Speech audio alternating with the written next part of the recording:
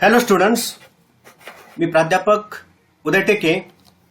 आज आपण ratio analysis एक प्रॉब्लेम सॉल्व्ह करूया.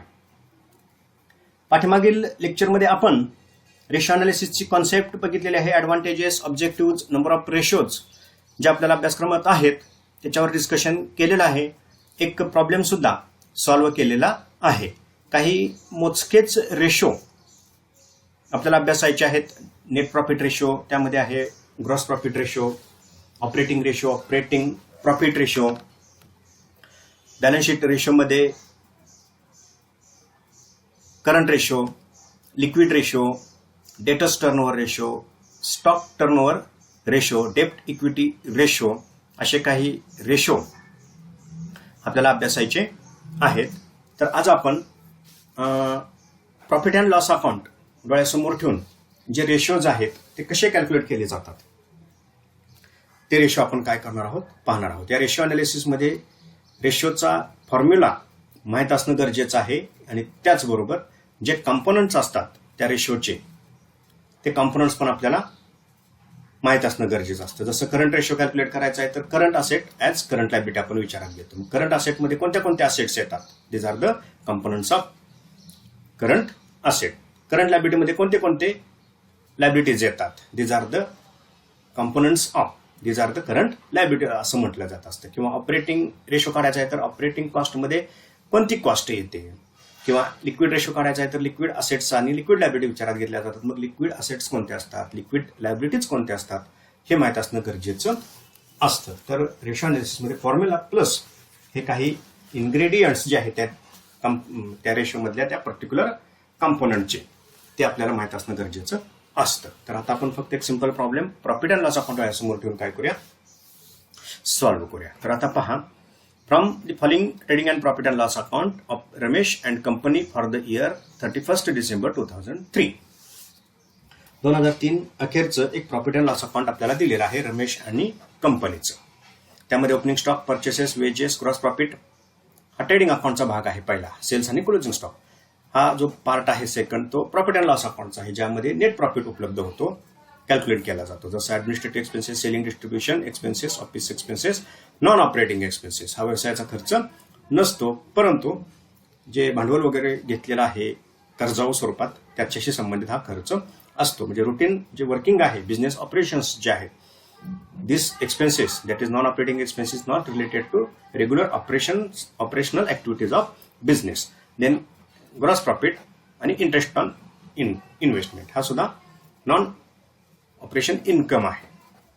Interest on investment through this profit and loss account आपल्याला काय करायचं आहे, gross profit ratio, operating ratio, operating profit ratio आणि नेट प्रॉफिट रेशो कॅल्क्युलेट करायचा आहे. सिंपल आहे. आता ग्रॉस प्रॉफिट रेशो प्रथम आपण पाहू. फॉर्म्युला सिंपल आहे, आपण पाठीमागल्या लेक्चर्समध्ये बघितलेला आहे. Gross profit divided by cells into 100. हे दोन्हीही ॲटम ट्रेडिंग अकाउंटला उपलब्ध आहेत. कुठं उपलब्ध असतात?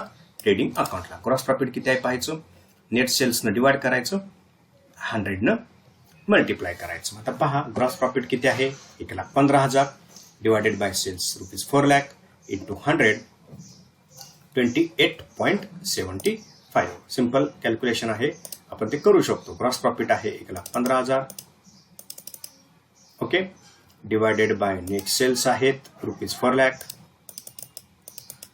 इंटू 100. अमाऊंट आहे ग्रॉस प्रॉफिटची 28.75%. 100 मध्ये हे विचारात घेतलं जातं, आउट ऑफ 100. तो याचा अर्थ काय, आउट ऑफ 100 रुपीज सेल्स, ज्या 100 रुपीज सेल्स आहेत त्यामधील ₹28.75 कशासाठी अवेलेबल झाले? आता ऑपरेटिंग एक्सपेन्सेससाठी. For the purpose of this amount is available for the purpose of operating and non operating expenses असं त्याचा अर्थ आहे. ओके, ठीक आहे. म्हणजे 100 रुपयामधील ₹28.75 आता व्यवसायिक खर्चासाठी, प्रशासकीय, विक्री हे खर्च जे आहेत ऑफिस याच्यासाठी अवेलेबल आहेत. काही व्याज वगैरे पेड करायचं असेल तर ते यामधून पेड केलं जात असतं. नेक्स्ट आहे ऑपरेटिंग रेशो. आता ऑपरेटिंग रेशोचा simple formula, operating cost divided by net sales into 100. आता यामध्ये नेट सेल्स अवेलेबल आहेत 4 लाख. आपल्याला टोटल कशाची करायची आहे? ऑपरेटिंग कॉस्टची. सो ऑपरेटिंग कॉस्टमध्ये काय येतं? दोन कॉम्पोनंट येतात operating cost, cost of goods sold plus operating expenses. याची टोटल ही ऑपरेटिंग कॉस्ट असते. आता how to calculate cost of goods sold. Cost of goods sold generally opening stock, purchases, त्यामधून क्लोजिंग स्टॉक मायनस करायचा, तुम्हाला काय मिळते कॉस्ट ऑफ गुड्स सोल्ड. किती आहे कॉस्ट ऑफ गुड्स सोल्ड पहा. Opening stock 60,000, purchases 2,75,000 minus closing stock 75,000. Okay, total operating cost किती आहे, sorry cost of goods sold किती 2,60,000. ओपनिंग स्टॉक घ्यायचा, परचेसेस घ्यायचे. ओपनिंग स्टॉक, परचेसेस यामधून काय वजा करायचं क्लोजिंग स्टॉक. ओके, त्याला इथं काय म्हटलं जातं कॉस्ट ऑफ गुड्स सोल्ड असं म्हटलं जात असतं. किंवा असं पण काही उदाहरणामध्ये तुम्हाला दिसेल काय ऑपरेटिंग कॉस्टमध्ये सॉरी कॉस्ट ऑफ गुड्स सोल्डमध्ये, कॉस्ट ऑफ गुड्स सोल्डमध्ये ओपनिंग स्टॉक, परचेसेस आणि परचेस एक्सपेन्सेस याचा पण विचार केला जातो, ट्रेडिंग एक्सपेन्सेसचा पण विचार केला जातो. मग वेजेस ऍड करून यामधून क्लोजिंग स्टॉक वजा केलेला दिसेल, त्यातून तुम्हाला काय मिळते operating cost sorry cost of goods sold मिळत असते. आपण चर्चा कशाची करतोय कॉस्ट ऑफ गुड्स सोल्ड कशी कॅल्क्युलेट केली जाते. Opening stock, purchases, purchase expenses, wedges, carriage, these are the some trading expenses minus closing stock. The difference is called as cost of goods sold. किंवा कधी कधी कॉस्ट ऑफ गुड्स सोल्ड अशी पण calculate केली जाते. कशी sales minus gross profit. Sales minus gross profit काय मिळते कॉस्ट ऑफ गुड्स सोल्ड मिळते. ओके, सो या उदाहरणामध्ये त्यांनी ओपनिंग स्टॉक प्लस परचेसेसचा विचार केला आहे, वेजेसचा विचार केलेला नाही. काही पुस्तकामध्ये वेजेसचा विचार केलेला दिसेल. वेजेसचा विचार करून सुद्धा cost of goods sold calculate केली तरी चालू शकतं. ओके, ठीक आहे. आता पहा cost of goods sold opening stock plus purchases. Wedges इथं घेतलेले नाहीत तर आपण ते इग्नोर करू शकतो. काही पुस्तकामध्ये घेतलेले दिसतील, काही पुस्तकामध्ये तुम्हाला घेतलेले दिसणार नाहीत. परंतु वेजेसचा विचार इथं कॉस्ट ऑफ गुड्स सोल्ड मध्ये केला जातो. जो माल विकला त्याची कॉस्ट घ्यायची आहे. मग कॉस्टमध्ये परचेस एक्सपेन्सेसचा पण विचार केला जात असतो, मजुरीचा, कॅरेजचा विचार केला जात असतो. ओके, ठीक आहे. मायनस क्लोजिंग स्टॉक तर कॉस्ट ऑफ गुड्स सोल्ड किती आहे 2,60,000. आता ऑपरेटिंग एक्सपेन्सेसमध्ये कशाचा विचार केला जातो. जनरली ऑपरेटिंग एक्सपेन्सेसमध्ये office expenses, administrative expenses, selling and distribution एक्सपेन्सेसचा विचार केला जात असतो. आता ऑफिस एक्सपेन्सेस किती आहेत 5,000, ऍडमिनिस्ट्रेटिव्ह एक्सपेन्सेस 45,000 म्हणजे झाले 50,000, सेलिंग अँड डिस्ट्रीब्युशन एक्सपेन्सेस 10. किती झाले ते अमाऊंट 60,000 रुपये ते अमाऊंट होते. 5, 45 आणि 10. 5 ऑफिस एक्सपेन्सेस, ऍडमिनिस्ट्रेटिव्ह 45 आणि सेलिंग डिस्ट्रीब्युशन 10.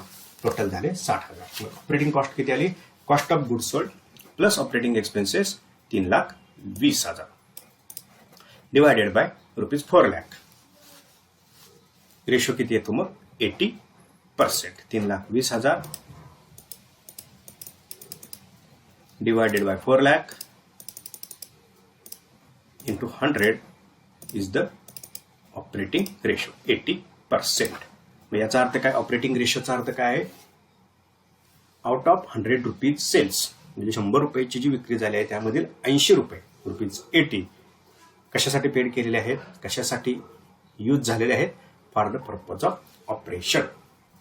ऑपरेशन म्हणजे काय व्यवसाय संस्थेची जी मेन ऍक्टिव्हिटी आहे selling and purchasing general it is called as operation. त्याच्यावर किती खर्च होतो 80 रुपीज. हे 100 रुपये मधले सेल्स मधले खर्च होतात म्हणजे 20 रुपये शिल्लक राहतात. त्याला ऑपरेटिंग प्रॉफिट असं म्हटलं जातं. पुढचा रेशो कोणता आहे ऑपरेटिंग प्रॉफिट रेशो. सिंपल आहे net operating profit divided by net sales into 100. Net operating profit कसा कॅल्क्युलेट करायचा net sales minus net operating cost. आता सेल्स ट्रेडिंग अकाउंटमध्ये आहेत. टोटल ऑपरेटिंग कॉस्ट आपण वर कॅल्क्युलेट केलेली आहे. किती आहे ती 3,20,000. नेट ऑपरेटिंग प्रॉफिट किती असेल मग 80,000. नेट सेल्स 4 लाख इंटू 100 20% ही ऑपरेटिंग प्रॉफिट रेशोची फिगर आहे. ओके, म्हणजे याचा अर्थ काय out of 100 rupees sales 20 rupees हा काय आहे ऑपरेटिंग प्रॉफिट. आता अजून एक सूत्र आहे याचं कसं तो कॅल्क्युलेट केला जाऊ शकतो. Operating profit ratio is equal to 100 minus operating ratio. 100 minus operating ratio. मग 100 मायनस ऑपरेटिंग रेशो किती? 80%. 100 मधून 80 गेले, राहिले किती? 20%. अशा पद्धतीने पण हे कॅल्क्युलेशन केलं जाऊ शकतं. ओके, ठीक आहे. आता net profit ratio. Net profit कसा कॅल्क्युलेट केला जातो? ऑपरेटिंग कॉस्टमधून नॉन ऑपरेटिंग कॉस्ट वजा करायची. अवेलेबल अमाऊंट काय असतो? नेट प्रॉफिट आफ्टर टॅक्स विचारात घ्यायचा असतो. ओके, आता इथं हे नॉन ऑपरेटिंग एक्सपेन्सेस आहेत. मग यामध्ये टॅक्स असू शकतो, इंटरेस्ट असेल. हे वजा झाल्यानंतर जो नेट प्रॉफिट शिल्लक राहील, okay, business income plus non business income म्हणजे operating income minus non operating income, यामधून ह्या सगळ्या एक्सपेन्सेस वजा करायचा. Operating as well as non operating. Available profit हा नेट प्रॉफिट किती? 50,000. So 50,000 minus divided by sales ₹4 lakh. Ratio किती असेल तो? 12.50%. म्हणजे याचा अर्थ काय? आउट ऑफ ₹100 सेल्स, ₹100 जी सेल्सची अमाऊंट आहे, त्यामधून सगळे एक्सपेन्सेस म्हणजे operating as well as non operating expenses वजा केल्यानंतर जी अवेलेबल फिगर आहे प्रॉफिटची, त्याला इथं काय म्हटलं जातं? Net profit. म्हणजे फक्त सेल्सच विचारात घेतले जातात असं नाही. यामध्ये जे नॉन ऑपरेटिंग इन्कम आहेत म्हणजे इंटरेस्ट वगैरे, त्याचा पण यामध्ये नेट प्रॉफिट कॅल्क्युलेट करत असताना विचार केला जात असतो. म्हणजे ₹100 सेल्स मागं 12.50 इतकी अमाऊंट कशाची आहे? नेट प्रॉफिटची आहे. So out of this net profit म्हणजे या नेट प्रॉफिटमधून 12.50 या अमाऊंटमधून काही वजा केलं जाईल. जर टॅक्स द्यायचा राहून गेलेला असेल तर टॅक्स पेड केला जाईल, आणि जी अवेलेबल अमाऊंट असेल त्याचा वापर dividend डिस्ट्रीब्युशनसाठी as well as retained अर्निंगसाठी, म्हणजे डिव्हिडंड किती वाटायचा आणि व्यवसायामध्येच नफा किती शिल्लक ठेवायचा, त्यासाठी या नफ्याचा काय केला जात असतो? वापर केला जात असतो. ओके, तर छोटेसे काही मोजकेच सिंपल 4 रेशो आपण काय केलेले आहेत? विचारात घेतलेले आहेत. रेशो अनालिसिसमध्ये महत्त्वाचा भाग कोणता आहे? सूत्र म्हणजे जो फॉर्म्युला आहे तो क्लिअर असणं गरजेचं आहे, आणि जे कंपोनंट्स असतात सगळ्यात महत्त्वाचे ते पण आपल्याला कॅल्क्युलेट करता येणं गरजेचं असतं. त्याच्या थ्रू रेशो ॲक्युरेटली काय करता येतात? कॅल्क्युलेट करता येत असतात. ओके.